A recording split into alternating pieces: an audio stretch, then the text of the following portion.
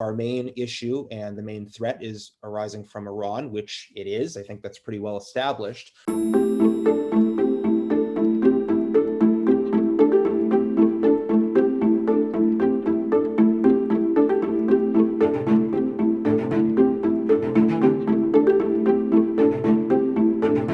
There are these pluses and minuses that happen, I think, after every single administration, where the next administration always wants to do the opposite of what the previous administration has done without taking hold of some of the positive advances they may have made. After Obama, you had Trump really putting his foot down and saying, well, I've had it with the Iranians.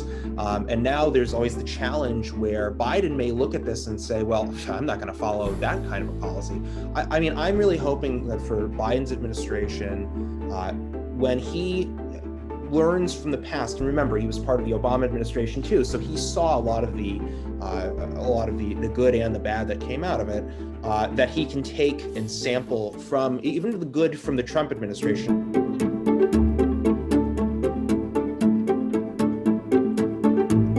Okay, well, for starters, I think that there is this old running line within U.S. government circles that we need to focus on the institutions. We need to focus on the institutions.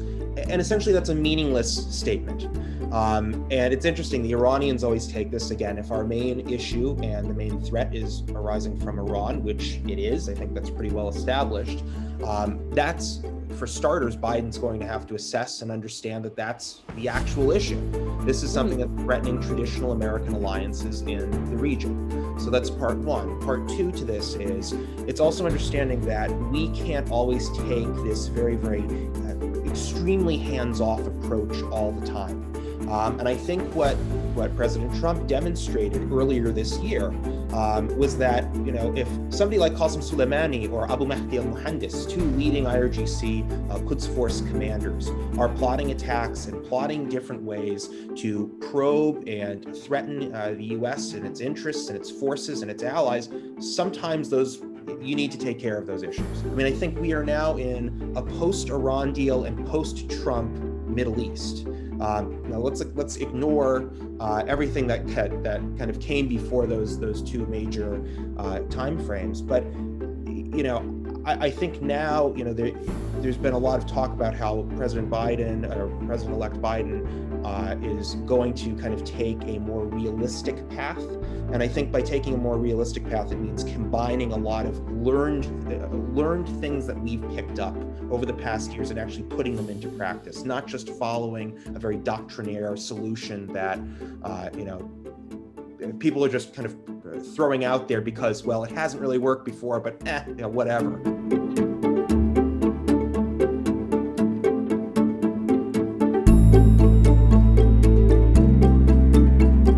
I think in part, unfortunately, it's not as easy as kind of a black and white solution. I think with this, the U.S. is actually at a really good, rather advantageous place where we can act asymmetrically to deal with another asymmetric foe and also potentially bolster Khazemi in Iraq.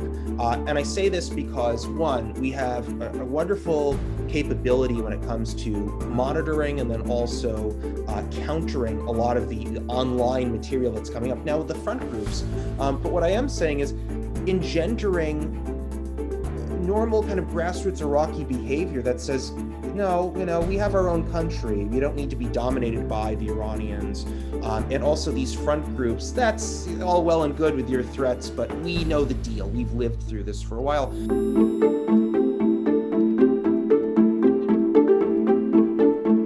Sure. Well, the new groups aren't necessarily their own new militias per se.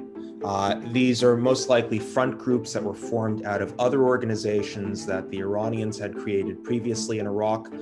For instance, one of the major ones is Kataib Hezbollah. It's quite clear to me that Kataib Hezbollah is behind the vast majority of these groups that were crafted. Not all of the organizations are just focused on bombing U.S. convoys or attacking U.S. bases or the U.S. embassy. They've also targeted other coalition partners, and in addition to that, have issued threats against their domestic opposition, meaning any opposition that really opposes or threatens the Iranians' advances within Iraq. But in addition to that, the current government under Khazemi, they have also put a lot of pressure on him.